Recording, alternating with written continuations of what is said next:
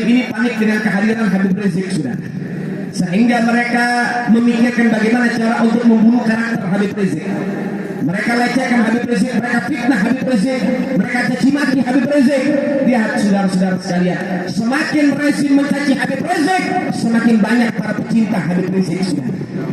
Lihat saudara, satu baleho dibakar, jutaan balehonya berkibar ada di mana-mana saudara. Begitulah kita masyarakat yang cinta dengan Habib Rizik sudah.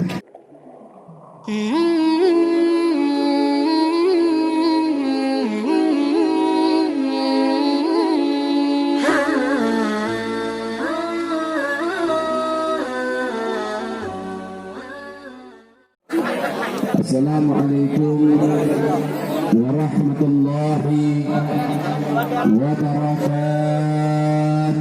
Waalaikumsalam warahmatullahi wabarakatuh. Bismillah, alhamdulillah, wassalatu wassalam ala rasulillah Sayyiduna Muhammad ibn Abdullah wa ala alihi wa sahbihi wa man wala.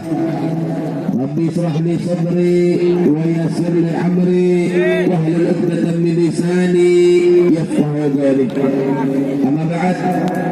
Alhamdulillah, yang sama-sama kita muliakan, kita hormati, kita kagumi, kita cintai, dan segenap para asatid, para alim ulama, para masyayikh, para tokoh, para ajengan, para muallim, para mudaris, para tuan-tuan guru.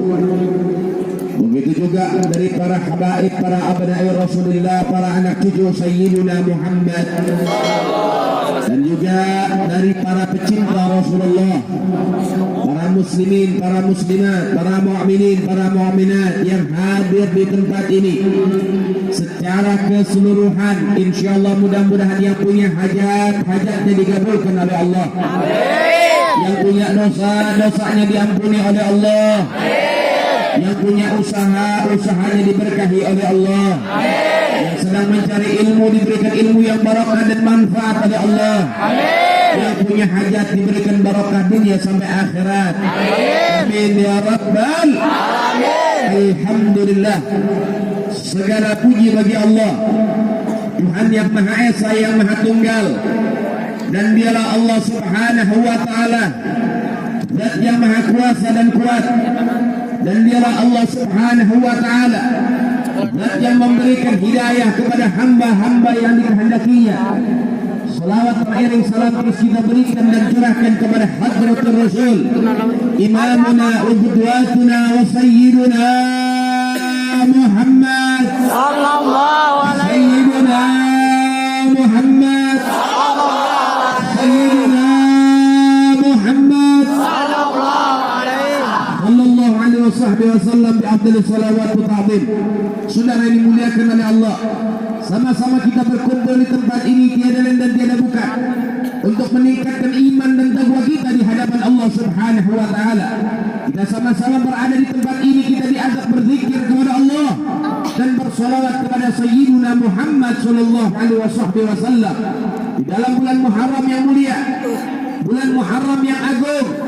Salah satu dari hamba Allah saat ini menjalankan sunnah baginda Nabiuna Muhammad Sallallahu alaihi wasallam, sehingga Rasulullah sallallahu alaihi wasallam menyatakan di dalam sabdanya, "Man ahya sunnati faqad ahabbani, wa man ahabbani kana ma'i fil jannah." Siapa orang yang menghidupkan ajaran-ajaranku, tuntunanku, sunnahku, maka sungguh mereka orang-orang yang cinta kepadaku. Dan siapa orang yang cinta dengan tulus dan sungguh-sungguh kepada baginda Rasulullah, maka mereka semua akan dikumpulkan oleh Allah bersama baginda Nabi Muhammad di dalam surga Allah Subhanahu wa ta'ala. Maka insyaallah mudah-mudahan kita saat ini menjalankan berbagai macam sunnah Nabi. Yang pertama, kita berkumpul berzikir kepada Allah, itu anjuran dari Allah dan juga Sayyidina Muhammad. Berkumpul dengan ulama, anjuran dari Allah dan juga Sayyidina Muhammad. Kemudian kita juga di tempat ini mencari ilmu agama Allah. Kemudian juga dilaksanakannya walimatul khitan, yaitu salah satu juga daripada sunnah baginda Rasulullah sallallahu alaihi wasallam. Sehingga insyaallah secara keseluruhan dari berbagai macam ibadah yang malam ini kita lakukan, semoga semua diterima oleh Allah Subhanahu wa taala. Saudara yang dimuliakan oleh Allah, yang mana di dalam syariat kita telah ditetapkan, diwajibkan bahwasannya bagi seorang muslim taat kepada Allah, taat kepada Rasul, menjalankan perintah Allah dan Rasul.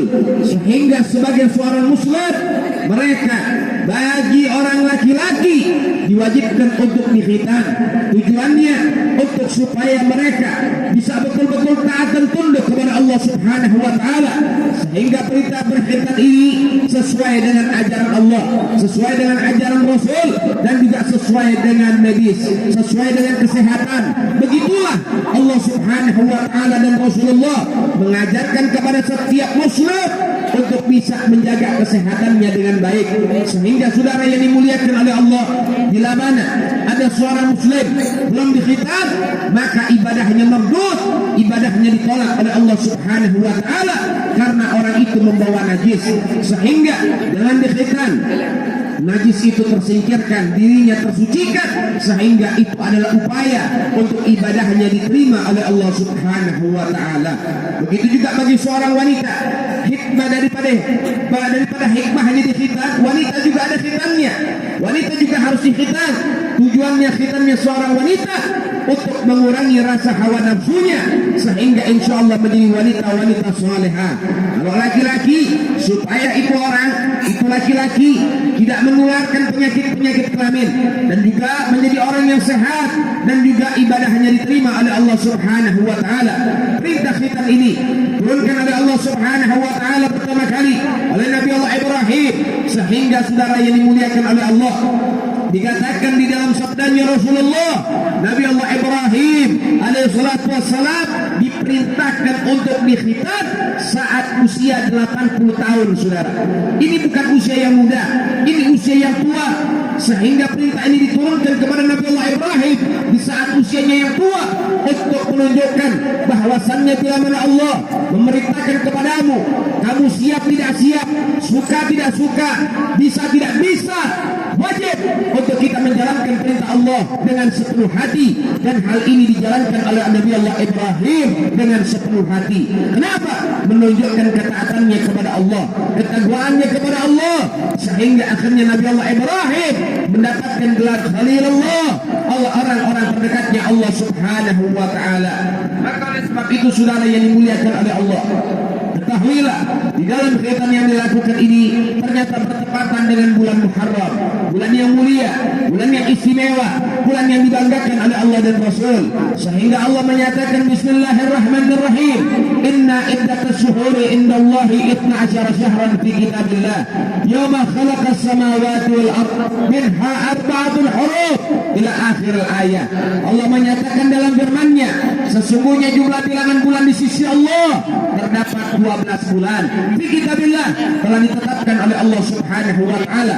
Sehingga apa yang telah ditetapkan oleh Allah, tidak ada satu tangan pun yang mampu merubahnya, baik Masehiyah, baik daripada Hijriyahnya, baik Samsiyahnya, baik Qamariyahnya, semua jumlahnya 12 bulan, enggak kurang enggak lebih, karena sudah ditetapkan oleh Allah Subhanahu wa taala.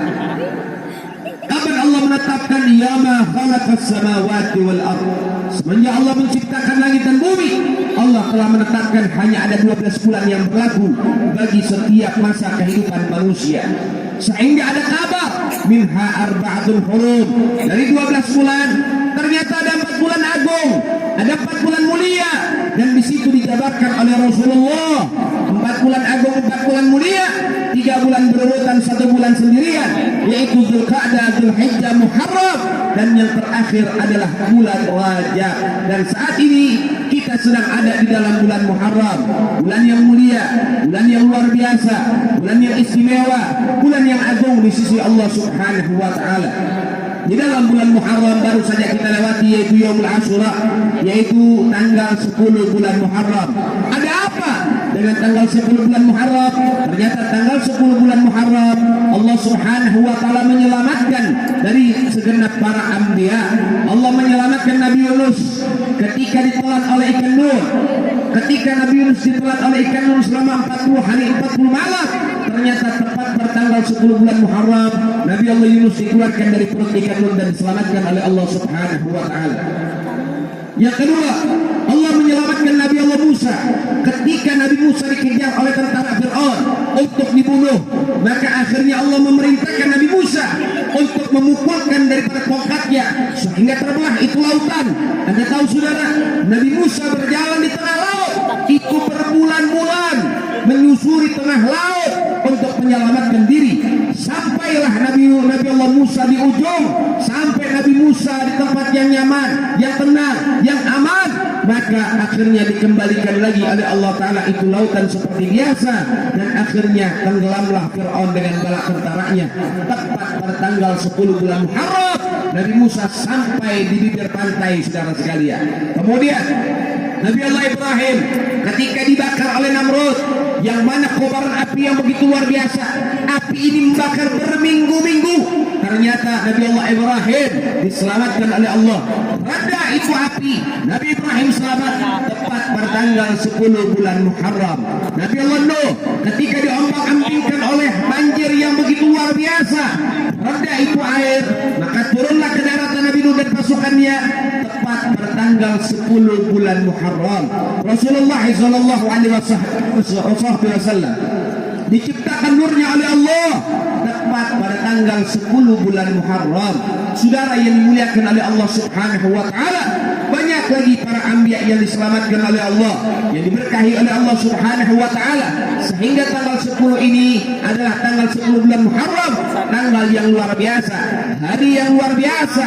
Maka dianjurkan oleh Rasulullah berpuasa di tanggal 10 bulan Muharram untuk bersyukur kepada Allah Subhanahu wa taala.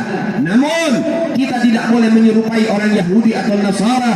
Orang Yahudi, orang Nasrani, orang Majusi, mereka juga memuliakan tanggal 10 bulan Muharram. Mereka juga berpuasa, namun puasa mereka 1 hari. Sehingga Nabi perintahkan kepada kita puasa Tasu'ah dan Asyura, puasa tanggal 9 Muharram dan tanggal 10 bulan Muharram. Kalau nggak bisa kita puasa tanggal 9, maka tanggal 10 dan tanggal 11. Dalam hukum syariat, berpuasa 1 hari saja hukumnya makruh.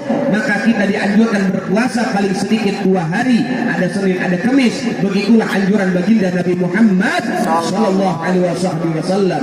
Maka oleh sebab itu saudara yang dimuliakan oleh Allah. Namun ketika Allah Ta'ala memberikan kisah penyelamatan para anbiya, para mursalin, tapi ada kisah yang menyedihkan tanggal 10 bulan Muharram di hari Asyura, saudara. Apa kisah tersebut? Kisah pembantaian cucu Nabi, kisah pembunuhan durian Nabi, kisah daripada pembunuhan cucunya Rasulullah sallallahu alaihi wasallam, Sayyidina Husain serta segenap keluarganya dibantai di tanah Karbala, saudara, dipenggal kepalanya, ditusuk lehernya, sehingga hal ini pun diabadikan oleh Allah Subhanahu wa taala dalam kitab-kitab sejarah. Di dalam sejarah-sejarah bagaimana perjuangan Sayyidina Husain, beliau dipenggal kepalanya, dibunuh oleh pasukan musuh. Kenapa beliau dibunuh? Kenapa beliau diperangi? Iya, beliau diperangi, beliau dibunuh karena beliau menentang kezaliman. Beliau meneriakan yang hak itu hak, yang batil itu batil. Ketika Yazid bin Muawiyah ingin dilantik menjadi pemimpin, ingin dilantik menjadi pejabat, beliau orang yang pertama menolak. Kenapa? Karena beliau tahu Yazid bin Muawiyah adalah ahli maksiat, tukang mabuk, tukang judi, tukang zina, sehingga akhirnya beliau tidak mau untuk membenarkan hal itu. Dan akhirnya saudara, beliau bersama keluarganya Sayyidina Husain, beliau menentang dengan tegas dan keras, saudara, sehingga beliau berjalan dari Madinah. Padahal di kota Madinah beliau telah diwanti-wanti, beliau telah dihalang-halangi oleh segenap para sahabat-sahabat dan tabi'in yang cinta dengan beliau. Wahai Sayyidina Husain, janganlah kau pergi, mereka orang-orang ini licik, mereka orang-orang ini picik. Hati-hati wahai Sayyidina Husain, sudahlah, biarkan. Apa kata beliau? Tidak bisa, kami tidak diajarkan untuk diam di dalam kemungkaran, kami tidak diajarkan untuk bungkam dalam kezaliman, kami diajarkan oleh kakek moyang kami, daripada kakek kami Rasulullah, ayah kami Sayyidina Ali bin Abi Thalib, mengajarkan kepada kami untuk terus menyuarakan kebenaran dan menentang daripada berbagai macam kezaliman. Maka aku tak boleh diam, aku kumpulkan keluarga. Berjalanlah Sayyidina Husain. Ketika sampai di tanah Karbala, beliau dikepung, beliau akhirnya dihabisi. Innalillah wa inna ilaihi raji'un. Sehingga Sayyidina Husain mendapatkan syahidnya, menunjukkan bagaimana beliau senantiasa menyuarakan yang hak itu hak, yang batil itu batil, saudara. Sehingga akhirnya beliau tiada. Namun kepergian beliau, wafatnya beliau, syahidnya beliau, itu kita tidak diperkenankan untuk meratapi, nggak diperkenankan kita untuk membalimi diri kita. Memang kita nggak boleh melupakan sejarah. Namun ingat saudara-saudara sekalian, beliau wafat dan harus kita pahami baik-baik. Wafatnya beliau untuk menyuarakan kebenaran, menegakkan daripada kebenaran, menegakkan yang hak itu hak, yang batil itu batil. Itu poin intinya yang harus kita ambil dan petik, saudara sekalian. Sehingga ruhul jihad akan tumbuh di dalam hati kita untuk melanjutkan perjuangan beliau, saudara sekalian. Saudara-saudara, begitulah daripada keluarganya Rasulullah. Kita semua tidak bisa bungkam dalam kemungkaran, kita semua tidak bisa diam dalam kezaliman. Maka ini sudah menjadi darah yang ada di dalam tubuh kami, selalu bangkit dalam perjuangan. Begitulah yang diajarkan oleh guru-guru kami, termasuk Habib Rizik, mengajarkan kepada kami, mencontohkan kepada kami, nggak boleh diam dalam kemungkaran, nggak boleh diam dalam kezaliman. Kita harus bersatu, kita harus betul-betul bangkit dan kita jaga baik-baik ini Indonesia. Saudara yang dimuliakan oleh Allah, beberapa waktu yang lalu juga kita semua ini memang mengadakan daripada apa peringatan 17 Agustus penunjukan Indonesia merdeka. Ingat saudara, Indonesia merdeka, kemerdekaan yang dihasili oleh Indonesia, yang didapati oleh Indonesia, ini bukan hadiah dari Jepang dan Belanda, saudara. Dan ini bukan digapai oleh Indonesia, diambil oleh Indonesia, direbut oleh Indonesia. Kita dapati kemerdekaan ini bukan dengan cara yang mudah, bukan dengan cara yang gampang, bukan dengan cara yang cuma-cuma. Banyak darah yang tumpah, banyak nyawa yang melayang untuk senantiasa bisa mendapatkan kemerdekaan Indonesia, saudara. Ternyata kita nggak boleh lupa akan sejarah kembali, saudara. Yang berjuang mati-matian buat Indonesia, latar belakangnya para ulama, para kiai, para ajengan, para santri, dan juga para habaib, saudara yang dimuliakan oleh Allah. Sehingga Indonesia tidak bisa dipisahkan dari ulama, Indonesia tidak bisa dipisahkan dari para santri, para kiai, para ajengan, dan Indonesia tidak bisa dipisahkan dari para habaib.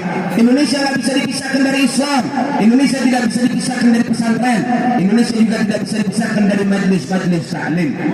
Sehingga siapapun yang ingin memisahkan Indonesia dari ulama, menjauhkan masyarakat dari ulama, kiai, ajengan, santri, habaib, menjauhkan daripada masyarakat dari pondok-pondok pesantren, menjauhkan masyarakat dari masjid, menjauhkan masyarakat dari majelis taklim, sudah jelas mereka adalah PKI, karena mereka tujuannya untuk merusak umat Islam, saudara sekalian. Ini sudah jelas. Kalau bukan PKI siapa lagi? Yang dari dulu musuh ulama siapa, saudara? Dari dulu musuh ulama siapa? Suka culik ulama siapa? Suka bunuh santri siapa? Suka ngancurin majelis taklim siapa? Suka bakar pesantren siapa? Sudah jelas. Maka sebab itu hati-hati. Jangan Anda berpikir, oh PKI sudah nggak ada, PKI sudah bubar, PKI sudah nggak ada, udah dilarang. Siapa bilang, saudara? Organisasinya memang sudah nggak ada, organisasinya memang sudah dibubarkan, tapi orang-orangnya ternyata masih jambur ada di Indonesia, sudah. Pola pikirnya masih ada, ideologinya masih ada. Apa buktinya? Nggak usah jauh-jauh. Tuh kemarin RUHIP, rancangan undang-undang haluan ideologi Pancasila atau PIP diganti namanya. Apa isinya? Semua menguntungkan PKI, semuanya merugikan masyarakat Indonesia dan umat Islam, saudara sekalian. Makanya ditolak di mana-mana. Sukabumi menolak, Jakarta menolak, dan segenap daripada kota-kota di Indonesia dari Sabang sampai Merauke menolak akan disahkannya RUU HIP. Sudah. Ini sudah menjadi jawaban. RUU HIP sudah ingin disahkan, RUU HIP masih digantung-gantung, RUU HIP masih banyak yang mendukung. Ini adalah jawaban. Andai kata RUU HIP ini disahkan, maka sudah jelas ternyata saudara parlemen sudah disusupi oleh PKI. Sudah, kalau sampai disahkan, bisa jadi instansi negara TNI dan Polri sudah disusupi oleh PKI. Sudah, dan jangan-jangan istana juga disusupi oleh PKI. Sudah, karena memberikan jalan yang mulus dan jembatan untuk disahkannya RUU HIP. Maka oleh sebab itu bersatulah kalian umat Islam, bersatulah kalian masyarakat Indonesia, kalian yang cinta terhadap negerimu, maka bersatu jaga baik-baik Indonesia, warisan dari leluhur kita. Sudah, mereka para leluhur kita, mereka berjuang bukan dengan cara yang mudah. Lihat bagaimana Jenderal Sudirman keluar masuk hutan semata-mata hanya untuk menegakkan kebenaran. Sudah, semata-mata hanya untuk merebut kemerdekaan dari tangan penjajah. Saudara, dalam keadaan sakit parahnya beliau keluar masuk hutan, tapi beliau senantiasa betul-betul sabar dan tabah untuk mendapatkan kemenangan. Padahal Jenderal Sudirman adalah seorang kiai dari Jogja, Kapitan Patimura, seorang kiai dari Maluku, Indonesia bagian timur. Nama aslinya adalah Kiai Haji Ahmad Rusi, punya pesantren. Beliau mendapatkan syahidnya sehingga beliau tewas di tiang gantungan. Sudah, di Ponorogo ulama namanya Kiai Haji Abdul Hamid, dipanggil di Ponorogo itu julukan karena beliau ini panglima perang. Saudara, Diponegoro itu diambil dari dua suku kata, bahasa Arab sama bahasa Jawa. Dipo dari kalimat dafa yaqau, artinya menolak atau membentengi. Negoro dari bahasa Jawa artinya negara. Artinya apa? Menolak negaranya dari penjajahan dan juga membentengi negaranya dari penjajahan. Sehingga beliau pimpin masyarakat, beliau pimpin pasukan. Untuk apa? Untuk memerangi siapapun yang ingin menjajah negaranya. Kemudian Cut Nyak menjadi apa? Pemimpin wanita yang bergerilya, memiliki pasukan gerilyawan di Aceh. Untuk apa? Untuk semata-mata menegakkan kemerdekaan ada di Indonesia, saudara sekalian. Lihat bagaimana mereka para ulama-ulama kita. Kiai Hasyim Asy'ari, Kiai Haji Agus Salim, Kiai Haji Mas Mansur, Kiai Haji daripada Nur Ali yang ada di Bekasi. Lihat para kiai yang berjuang. Berbagai macam kiai di Sukabumi pun turun dalam perjuangan, saudara sekalian. Mereka para kiai ketika sampai suruhan jihad kepada mereka, mereka nggak ngumpet di pesantrennya, mereka turun, mereka ajak masyarakat dan mereka ajak para santri-santrinya berjuang mati-matian buat Indonesia. Ini baru kiai. Ini ada kiai negaranya mau dijajah masih ngumpet di pesantren nih. Kucing dapur. Inna lillahi wa inna ilaihi raji'un. Negaranya mau diacak-acak masih diem, sudah. Negaranya pengen dizalimin masih diem. Kekayaan negara dirampas sama asing dan asing masih diem, saudara. Inna lillahi wa inna ilaihi raji'un. Masya Allah, saudara, yang dimuliakan oleh Allah Subhanahu wa taala. Yang dari tadi para kiai-kiai yang berjuang, para ulama-ulama, para kiai-kiai yang berjuang. Sekarang pertanyaannya, apa sih jasanya para habaib buat Indonesia? Kami ini belum menemukan di buku-buku sekolah ada nama-nama para habaib yang menjadi pahlawan dan pejuang Indonesia. Mana? Katanya habaib punya jasa, katanya Habib punya andil. Mana ceritanya? Mana datanya? Mana sejarahnya? Mana faktanya? Mana buktinya? Baik, saudara, para habaib banyak dan besar andilnya buat Indonesia. Para habaib begitu besar jasanya buat Indonesia, saudara. Anda tidak menemukan di buku-buku sekolah, iya. Anda tidak menemukan di buku-buku sekolah, betul. Kenapa? Begitulah kami para habaib diajarkan oleh kakek moyang kami. Kami berjuang untuk Allah dan Rasul. Kami berjuang untuk bangsa dan negara. Kami berjuang diajarkan oleh para leluhur kami. Berjuang karena Allah dan Rasul, bukan karena popularitas, bukan karena jabatan, bukan karena kekuasaan, bukan karena kuhidar, bukan karena kursi, bukan karena harta dan lain sebagainya. Kami berjuang semata-mata hanya untuk menegakkan yang hak itu hak, yang batil itu batil, saudara. Sehingga dengan itu kami tidak ada di buku-buku sejarah. Tapi apa buktinya? Baik, kita saudara sekalian, yang buktinya sampai detik ini kita masih lihat. Pertama, siapa yang merancang lambang negara Garuda? Namanya Syarif Hamid Al-Gadri dari Pontianak, seorang zuriat Sayyidina Muhammad. Habaib, yang arang 17 Agustus, yang arang lagu syukur, yang membentuk daripada pramuka, itu namanya Syarif Hussein Al-Mutahhar, Habib Hussein Al-Mutahhar dari Semarang, saudara. Dan juga beliau ini yang menyelamatkan bendera merah putih ketika ingin dibakar oleh Belanda, saudara. Seorang Habib zuriat Nabi. Kemudian bendera kita kenapa merah dan putih? Siapa yang memberikan instruksi warnanya, yang ngasih tahu warnanya, yang memberitahu warnanya, yang menyuruh dan juga memilih warna merah dan putih? Al-Habib Idrus bin Salim Al-Jufri dari Palu, pimpinan pondok pesantren daripada Al-Khairat. Dia bilang sama Soekarno, bikin lambang negara, bikin kita bendera, warnanya merah dan putih. Soekarno mengikuti, taat sama ulama, saudara. Sehingga beliau memberikan syair pujian. Beliau katakan setiap negara, setiap bangsa punya lambang-lambang kemuliaan, dan lambang kemuliaan bagi masyarakat Indonesia berwarna merah dan putih. Yang berikutnya, kita kalau pengen sudah masuk 17 Agustus pasang bendera merah putih depan rumah. Siapa yang nyuruh? Perintah siapa itu? Semua dari Sabang sampai Merauke masyarakat pasang bendera merah putih di depan rumah. Ternyata itu fatwa dari Al-Habib Ali bin Abdurrahman Al-Habsyi dari Jakarta, Kuitang, yang mana beliau adalah salah satu dari gurunya Soekarno. Ketika Soekarno membacakan teks proklamasi menunjukkan Indonesia telah merdeka, Habib Ali bin Abdurrahman Al-Habsyi tepat pada hari Jumat kala itu, selepas sholat Jumat, beliau bangkit, beliau bangun, dan beliau memberikan fatwa, sekarang saya wajibkan kepada masyarakat Indonesia dan semua murid-muridku dari Sabang sampai Merauke untuk memasang bendera merah putih di depan rumah-rumah masing-masing. Itu perintah Habib Ali bin Abdurrahman Al-Habsyi. Sampai detik ini masih kita lakukan, sudah. Kemudian ada sosok yang tidak boleh kita lupakan, yaitu sosok Al-Habib Salim bin Ahmad bin Jindan. Beliau adalah saya punya kakek. Apa jasa beliau? Banyak. Beliau adalah motor penggerak kemerdekaan. Beliau adalah pembakar semangat perjuangan, sehingga tidak sedikit beliau dijebloskan ke dalam penjara, bolak-balik berulang kali, dan bahkan puluhan kali beliau masuk penjara, saudara. Beliau pernah dipres tembok sama tembok, dihimpit, jadi kasih makan, jadi kasih minum berhari-hari. Beliau juga pernah disetrum, pernah dipukuli sampai pingsan dan berdarah-darah. Jika beliau sadar terus dipukuli kembali, semata-mata beliau berjuang mati-matian itu untuk menunjukkan beginilah kami diajarkan oleh leluhur kami untuk terus menyuarakan kebenaran.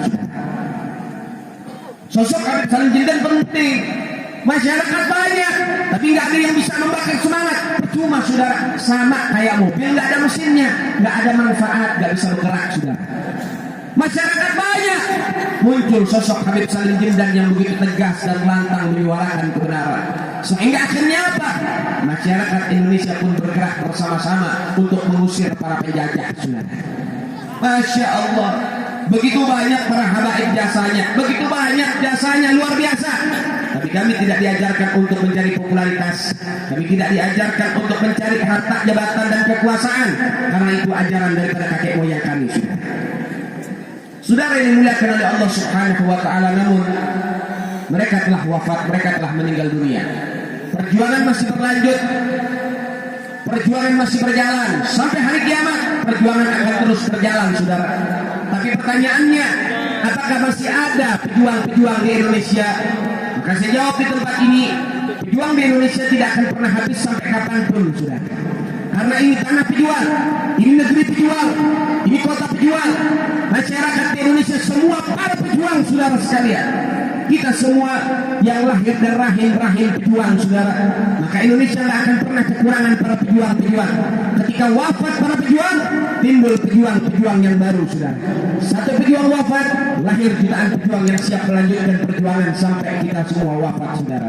Saudara yang dimuliakan oleh Allah, sehingga Allah menyatakan wala tahsabanna alladzi qutilu fi sabilillahi amwata bal ahya'u 'inda rabbihim yurzaqun.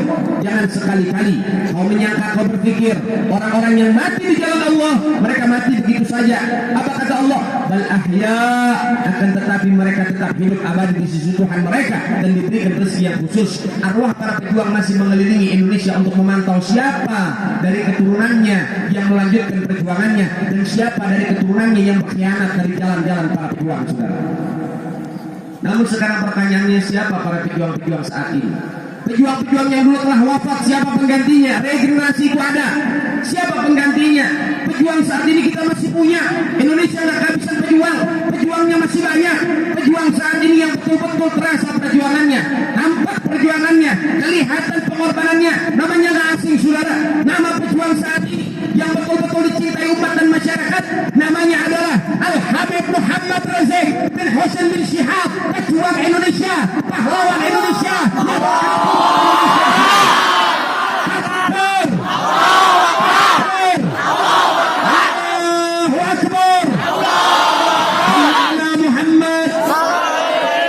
Begitu hebat kita punya guru, begitu luar biasa, rela namanya difitnah, dihancurkan, dicaci, dimaki, namun beliau tetap istiqomah di jalur para pejuang-pejuang.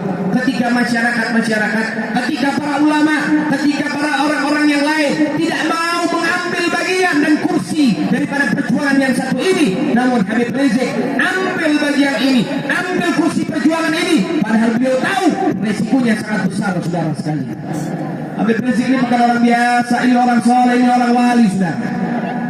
Buktinya baik, saudara. Rezim ini panik dengan kehadiran Habib Rizik, saudara, sehingga mereka memikirkan bagaimana cara untuk membunuh karakter Habib Rizik. Mereka lecehkan Habib Rizik, mereka fitnah Habib Rizik, mereka caci maki Habib Rizik. Lihat saudara-saudara sekalian, semakin rezim mencaci Habib Rizik, semakin banyak para pecinta Habib Rizik, saudara. Lihat saudara, satu baliho dibakar, jutaan balihonya berkibar ada di mana-mana, saudara. Begitulah kita masyarakat yang cinta dengan Habib Rizik, saudara. Maka mudah-mudahan beliau senantiasa disehatkan badannya oleh Allah, oleh Allah, oleh Allah. Dalam waktu dekat beliau bisa kembali ke tanah air dengan sehat dan selamat. Amin ya Rabbal. Luar biasa. Begitu banyak dari kalangan rezim yang caci maki Habib Rizik, tapi Habib Rizik gak makin hina, makin mulia. Ini masyarakat daripada pejabat, pemerintah, mereka punya kuasa, mereka bisa menghapus foto Habib Rizik di media sosial. Anda coba posting foto Habib Rizik, baik di Instagram atau di Facebook, gak lama pasti dihapus, sudah. Secara otomatis, iya mereka bisa, mereka mampu karena mereka kuasai. Tapi satu hal yang mereka nggak bisa menghapus rasa cinta umat terhadap Habib Rizik, saudara. Mereka nggak bisa menjauhkan kita dengan Habib Rizik, saudara. Mereka nggak bisa buat kita benci dengan Habib Rizik, betul? Cinta dengan Habib Rizik, cinta dengan beliau, taat dengan beliau, setia dengan perjuangan beliau, siap teruskan perjuangan beliau, siap teruskan perjuangan beliau, terus bisa semangat, bisa semangat, bisa semangat, siap hadir di majelis-majelis ilmu, siap jaga para ulama, siap jaga para habaib, siap taat dengan ulama, siap tunduk dengan habaib, betul, betul, siap sambut kepulangan beliau, siap sambut kebebasan Habib Bahar, betul. Saya pengen lihat semua angkat tangannya, yang dekat, yang di ujung, yang di bawah, yang di belakang, semua angkat tangannya, takbir. Allahu Akbar. Allahu Akbar. Allahu Akbar. Allahu Akbar. Allahu Akbar. Allahu Akbar. Allahu Akbar. Sallu ala Muhammad. Keluarkan suaranya, salatullah. Salamullah ala ta'a Rasulillah. Salatullah, salamullah ala Yasin Habibillah. Salatullah, salamullah. Salatullah, salamullah ala Yasin Habibillah. Tawassalam bismillah wa bil hadi Rasulillah. Tawassalam bismillah wa bil hadi Rasulillah.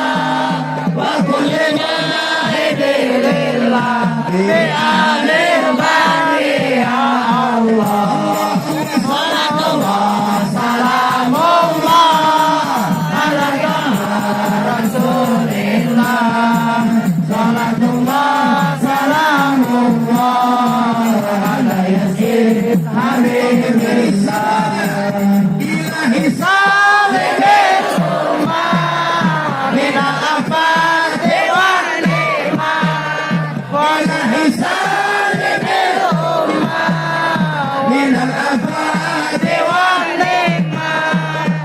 وبالحمد وبالغمة بآل البدر يا الله صلاة الله سلام الله على طه رسول الله صلاة الله سلام الله على ياسين حبيب الله صلاة الله سلام الله على طه رسول الله صلاة الله سلام الله على ياسين حبيب الله. Masih siap berjuang? Siap. Masih kuat berjuang? Siap. Masih semangat? Masih. Terus siap berjuang? Siap. Siap berkorban? Siap. Siap berjuang? Siap. Betul. Betul. Betul. Allahu Akbar. Ala Muhammad. Saudara, mereka para pejuang, mereka berkorban dengan jiwa, raga, nyawa, dan bahkan semua hartanya diperjuangkan untuk Allah dan Rasul, saudara. Habib Rizik berjuang dengan jiwa, raga, dan hartanya, saudara. Begitu juga Rasulullah dan para sahabat berjuang dengan jiwa, raganya, harta, nyawanya diberikan semua untuk Allah dan Rasul, saudara. Baik, sekarang saya ingin melihat seberapa besar jiwa perjuangan kalian, seberapa besar jiwa pengorbanan kalian. Maka oleh sebab itu ayo sama-sama kita galang dana untuk perjuangan Pondok Pesantren Sunniyah Salafiyah Al-Khairiyah yang sedang kami asuh, yang di dalamnya terdapat ratusan santri dari berbagai macam penjuru, yang mana di semuanya itu gratis total, yang mana kita bantu perjuangan mereka untuk mencari ilmu agama Allah yang ada di Bekasi. Insya Allah semuanya akan diberkahi oleh Allah Subhanahu wa Ta'ala. Saudara, catat baik-baik, uang 2.000, uang 5.000 yang kalian keluarkan nggak bikin kalian miskin, saudara sekalian. Bahkan insya Allah ternyata uang-uang itu yang mengantarkan anda di dalam keridhaan Allah dan juga surga Allah Subhanahu wa Ta'ala.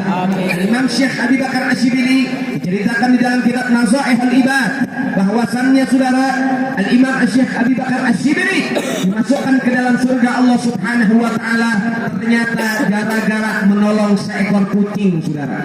Cuma ngasih makan, ngasih minum, dimasukin ke dalam surga. Kemudian dalam kitab Nazaih al-Ibad, Imam Ghazali ternyata masuk surga bukan karena keilmuannya, bukan karena ibadahnya, tapi salah satu yang mengantarkan Imam Ghazali masuk ke dalam surga karena Imam Ghazali memberikan minum kepada seekor lalat, saudara.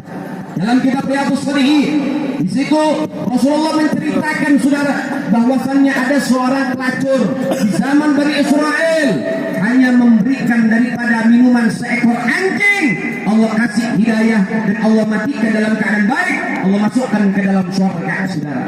Kita nggak tahu ibadah yang mana yang antarin kita ke dalam surga.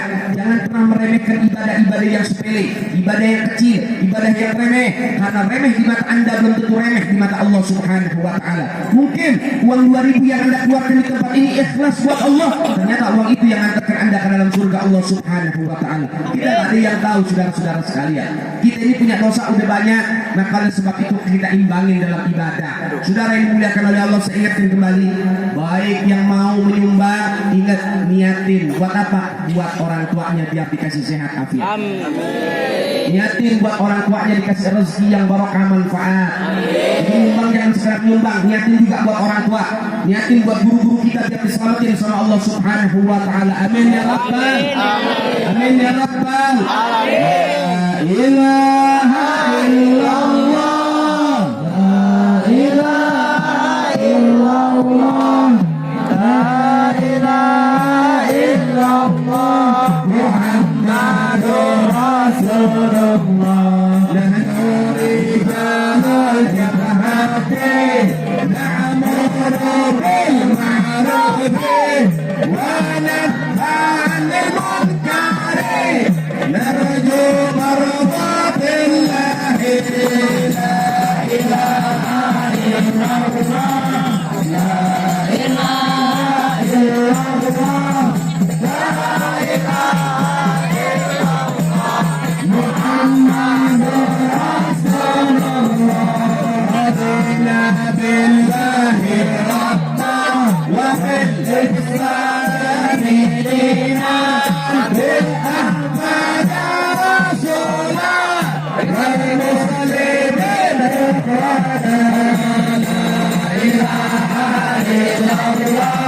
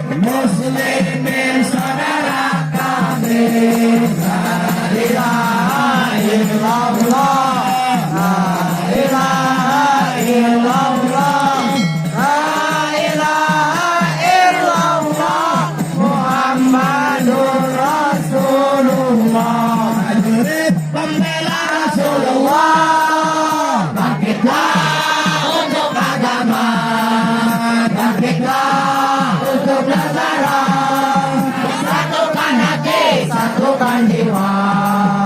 Musuh di depan mata, lawan dia sampai berdarah, untuk agama dan negara. Tercipta kematian, murah kaya. Maju, ayo terus maju. Habisi pengkhianat bangsa. Kami berjanji demi Allah, rela binasa demi agama. Wahai prajurit pembela Rasulullah, berjuanglah tanpa lelah. Walau harus menegakkan mata, takkan mundur walau satu langkah, takkan mundur walau satu langkah. Wahai para pemuda, ikatkan panji Al-Mustafa, serahkan jiwa untuk agama, mencari syahid di jalan Allah. Berjuang pantang menyerah, walau berdarah di mana darah, karena menjadi saksi di sisi Allah. Mati syahid adalah hari raya, mati syahid adalah hari raya. Aturannya hentikan. Kita keluarkan suara tanpa hadroh. Setuju nggak kira-kira?